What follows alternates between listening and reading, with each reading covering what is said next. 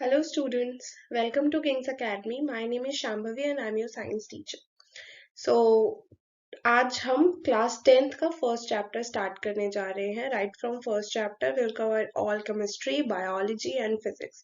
Okay, तो जो पहला चैप्टर है that belongs to chemistry and all we know कि केमिस्ट्री में हम केमिकल्स, केमिकल इक्वेशंस, इन सब के बारे में पढ़ते हैं. As we starting our 10th 9th में हमने मोल कंसेप्ट वगैरह पढ़ लिया, थोड़ा स्ट्रक्चर ऑफ एटम पढ़ लिया, 20 तक एलिमेंट्स लर्न कर लिए और अब हम आ गए हैं क्लास 10th में. क्लास 10th में हम केमिकल रिएक्शंस के बारे में पढ़ेंगे. कितने टाइप की केमिकल रिएक्शंस होती है, बैलेंसिंग कैसे होती है, एक्वस स्टेट का मतलब क्या होता है, सॉलिड स्टेट, लिक्विड स्टेट, और जब कोई केमिकल रिएक्शन हैपन होता है तो हमें कैसे पता चलता है, कि हम कैसे कंसीडर कर सकते हैं, कैसे प्रूव कर सकते हैं कि हाँ यहाँ कोई केमिकल रिएक्शन हुआ है. ओके, तो देख लेते हैं. हमारा ये पीपीटी है chemical reaction and introduction and science of chemical reaction. चलिए इस वाले में हम पढ़ेंगे, इंट्रोडक्शन लेंगे थोड़ा सा कि केमिकल रिएक्शंस होती क्या है, केमिकल इक्वेशंस क्या होती हैं, और साइंस पढ़ेंगे कि जब वो अकर होते हैं तो कैसे पता लगता है कि कोई केमिकल रिएक्शंस हुई है नहीं हुई. Okay, so let's get started. चलिए, an introduction to chemical reactions where substances undergo chemical changes to form new substances. This process involves the breaking and forming of chemical bonds. Chemical reactions are essential for life and many industrial processes. As we all know, जब भी कोई chemical reaction होता है तो breaking and making of bonds होता है. कोई भी जो भी आपके पुराने बॉन्ड्स होते हैं वो टूटते हैं, नए बॉन्ड्स बनते हैं और इसके दौरान कोई ना कोई न्यू कंपाउंड फॉर्म होता है. ये आपकी बॉडी की फिजियोलॉजी, इंडस्ट्रियल प्रोसेस, मेटालर्जी और पता नहीं कहाँ कहाँ इसका यूज होता है. इसलिए इसको जानना हमारे फ्यूचर के लिए भी बहुत बेनिफिशियल है. चाहे वो कोई भी सेक्टर हो, हर सेक्टर में साइंस तो यूज होता है ये. And chemical reactions are the very very important and vast part of it. Okay, so इसमें अब मैं थोड़ा सा इंट्रोडक्शन इसमें दे देती हूँ. जैसे कोई भी केमिकल रिएक्शन हो रहा है तो आपने कुछ लॉज पढ़े थे 9th क्लास में. इस वर्ल्ड में वो जो लॉज हैं वो बहुत यूनिवर्सल हैं और वो आप सबको ऑन हैंड होना चाहिए. एंटोने लेवॉइजर ने जो लॉज दिए थे, क्या थे वो laws? Laws of chemical combination. एक बार 9th रिवाइज कर लेना क्योंकि 9th भूलने वाली बात नहीं है. उसी को हम कंटिन्यूएशन में 10th में कंसीडर करेंगे और वास्ट में आप 11th में पढ़ोगे और उससे भी ज्यादा वास्ट में 12th में. ओके, चलिए. Chemical reaction. Chemical reaction 4 types की होती है, ठीक है. एक कॉम्बिनेशन, एक displacement, double displacement and decomposition. अब इन सब में, इन चारों में इनके फर्दर टाइप्स होते हैं. अब टाइप आप देख लीजिए, कौन कैसे बनता है, कौन कैसे टूटता है, इस बेसिस पे हम कंसीडर करते हैं कि हाँ भाई किस टाइप का केमिकल रिएक्शन है. प्लस ये सब कंसिडरेशन में रखते हुए एक चीज और होती है, मोल्स आप पढ़ चुके हैं. यहाँ मोल्स का बड़ा यूज आएगा. मैं बता दूंगी ब्रीफली कि वो मोल्स का क्या मतलब है, बहुत क्रक्स के और कंसेप्चुअल के साथ, बट आपको वो सारा भी रिवाइज होना ही चाहिए. अब हाँ, यहाँ जो 4 केमिकल रिएक्शंस की हमने बात करी है, इन चारों केमिकल रिएक्शंस में कुछ टूट रहा है, कुछ बन रहा है, कुछ दो मिलके बन रहे हैं, कुछ एक ही टूट के मल्टीपल प्रोडक्ट्स बन रहे हैं. इसके बेसिस पे ये सब डिवाइडेड है. चलिए, types of reaction. Chemical reactions can be classified into 5 main types. Combination. Combination में दो सब्सटेंस मिलके यानी कि दो रिएक्टेंट्स मिलके एक या दो प्रोडक्ट बनाते हैं, मेजरली एक बनाते हैं, तो इस टाइप के रिएक्शन हो गए कॉम्बिनेशन. नाम से ही पता चल रहा है. डिकम्पोजिशन, एक रिएक्टेंट टूट रहा है into further products, which is a decomposition reaction. Displacement, कोई किसी को डिस्प्लेस कर रहा है. डबल डिस्प्लेसमेंट, कोई दो किसी को डिस्प्लेस कर रहे हैं. Oxidation and reduction. ऑक्सीडेशन में नाम से ही पता चल रहा है एडिशन ऑफ ऑक्सीजन. रिडक्शन में आगे पढ़ेंगे जैसे जैसे आएगा. Each type has specific characteristics and is represented by a chemical equation. ठीक है, आज हम बिल्कुल ब्रीफली एग्जाम्पल कवर करेंगे, हर एक क्वेश्चन कवर करेंगे, सब कुछ कवर करेंगे, कुछ भी नहीं छोड़ेंगे. पूरा एग्जाम पॉइंट ऑफ व्यू से इसको कंप्लीट करेंगे. Chemical equations. Now, what is chemical equation? A chemical equation is a symbolic representation of a chemical reaction with the reactants on the left side and the products on the right side. It provides information about the substances involved and the quantities of each. ठीक है, अब ना मैं इसे थोड़ा सा explain कर देती हूँ यहाँ पर. ये देखो, एक केमिकल इक्वेशन जो होती है वो होती है सिंबॉलिक रिप्रेजेंटेशन. सिंबल्स आप सब पढ़ चुके थे, जैसे आयरन का सिंबल क्या होता है? आयरन का सिंबल क्या होता है बताओ?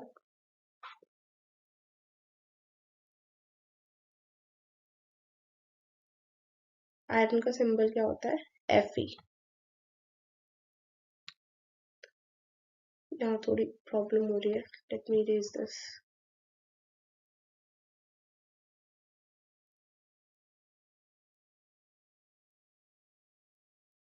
आयरन का सिंबल क्या होता है?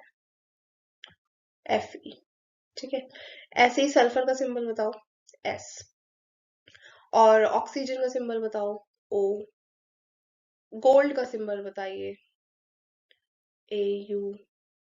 सिल्वर का सिंबल बताइए. AG. And so on and so on and so on. ठीक है, जितने भी हैं ये हो गए सिंबल्स. ये सब आपको बाय हार्ट लर्न होने चाहिए. मैं सारे एलिमेंट्स याद करने के लिए नहीं बोल रही हूँ जो पीरियोडिक टेबल में, बट एटलीस्ट 1 to 20 हम मिनिमम तो याद करके रखें. मैक्सिमम की तो कोई बात ही नहीं है, but minimum should be learn.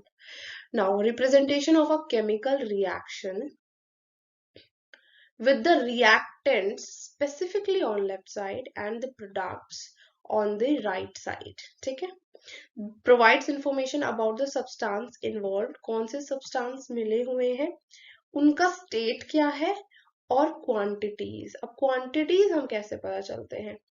यहाँ आया आपका मोल, यहाँ आया आपका मोल, आया यहाँ पे. अब मोल कॉन्सेप्ट में क्या पढ़ा था आपने? मोल्स से आप ग्राम्स में भी कन्वर्ट कर पा रहे थे, पार्टिकल्स में भी कन्वर्ट कर पा रहे थे, सब कर पा रहे थे ना, बाय यूनिटरी मेथड और by formulas and etcetera etcetera. Okay, तो ये होती है आपकी एक केमिकल इक्वेशन जो जो भी chemical reaction has to place उसके बारे में सब कुछ बताती है, हर एक इंफॉर्मेशन प्रोवाइड करती है. ओके, चलिए.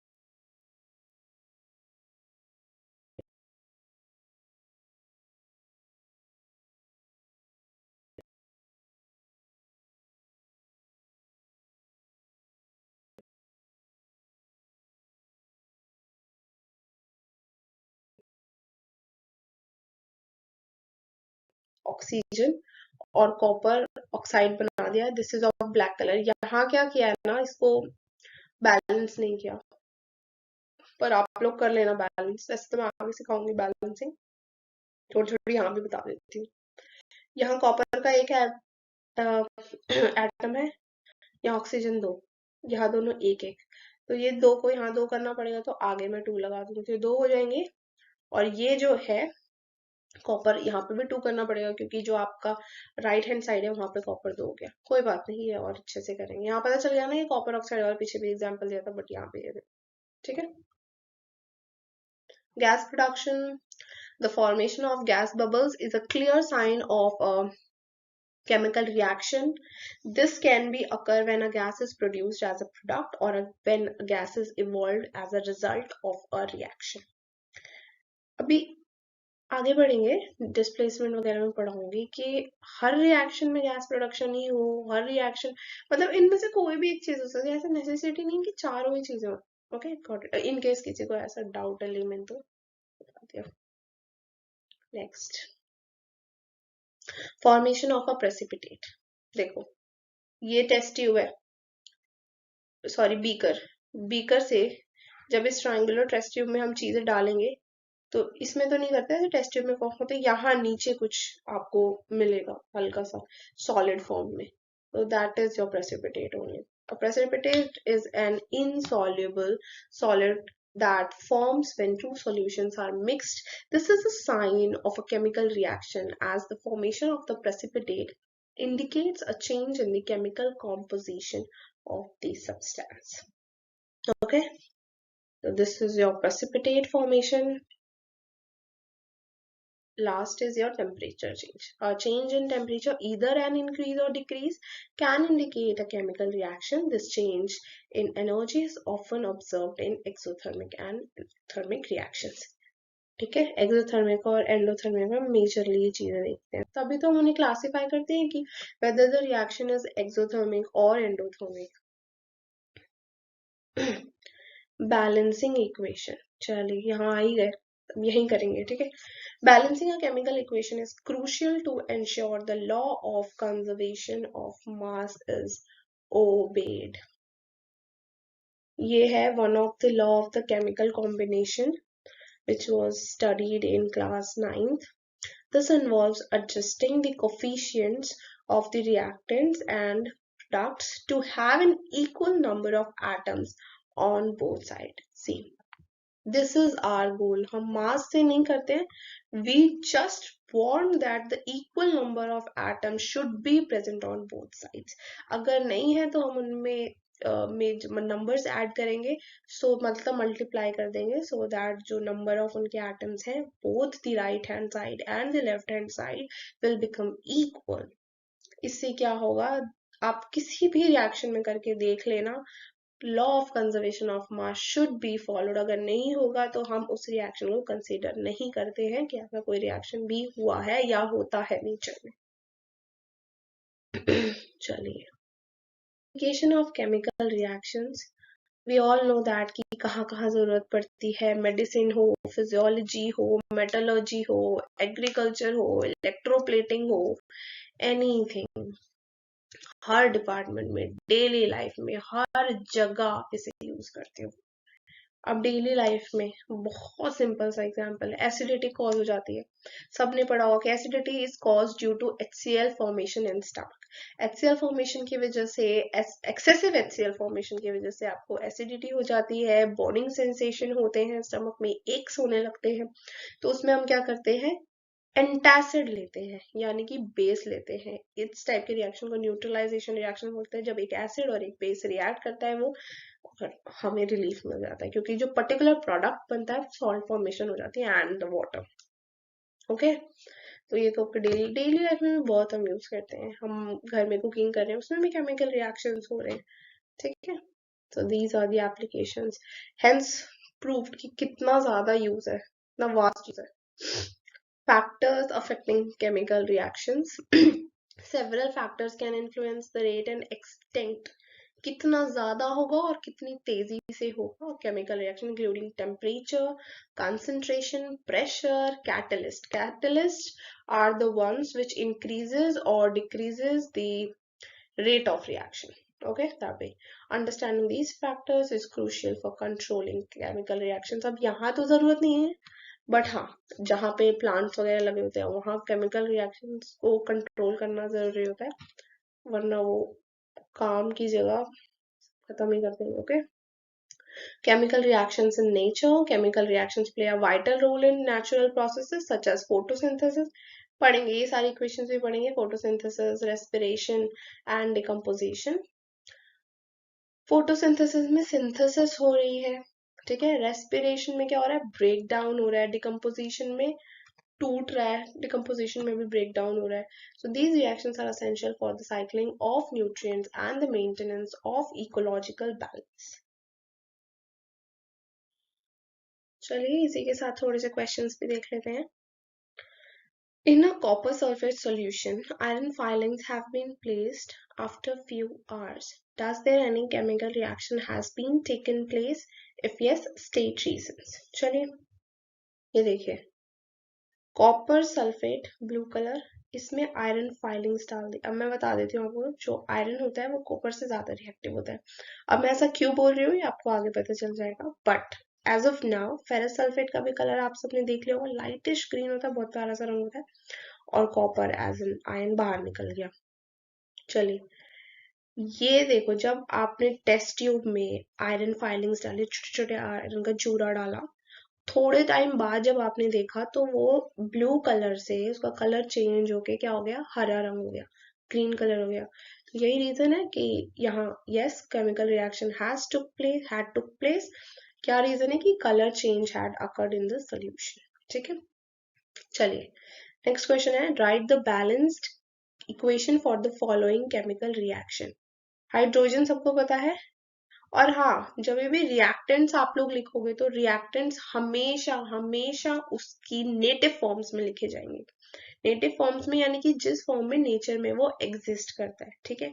हाँ उसकी एलिमेंटल फॉर्म बोल लो, कोई भी फॉर्म बोल लो, इस फॉर्म में ही हमेशा रिएक्टेंट्स लिखे जाएंगे. रैंडमली HCl नहीं लिखना है आपको, ठीक है. दैट इज, हमें हाइड्रोजन किस फॉर्म में मिलता है, हाइड्रोजन गैस की फॉर्म में मिलता है. क्लोराइड किस फॉर्म में होता है, Cl2 की फॉर्म में, ठीक है. तो इसलिए इस दोनों को मिला के क्या बनेगा, HCl. ये दो है, ये दो है, यहाँ एक एक था, क्योंकि HCl का फॉर्मूला तो यही होता है जो हम वैलेंसी से बनाते हैं, वो भी आप लोग क्लास 9 में पढ़ चुके हैं. यहाँ 2 लगा देंगे.